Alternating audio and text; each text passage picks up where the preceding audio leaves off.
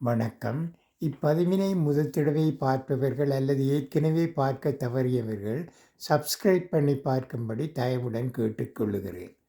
தத்துவங்கள். தூற்றட்டும் விடு, பொய் எது மெய் எது என்று தீர்மானிக்கட்டும் காற்று.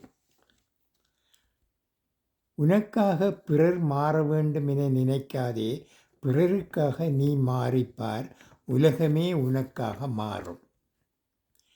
கடவுள் உனக்கு கஷ்டங்கள் தரும்போது கலங்கிவிடாதே. அவர் உனக்கு கஷ்டங்கள் கொடுப்பது உன்னை சோதிக்க அல்ல, உன்னால் எவ்வளவு சோதனையை தாங்க முடியும் என்று உணர்த்தவே. உயிருள்ள உறவினர்களில் யார் முக்கியம் என்பதை உயிரற்ற பணமே முடிவு செய்கிறது. நன்றி, வணக்கம்.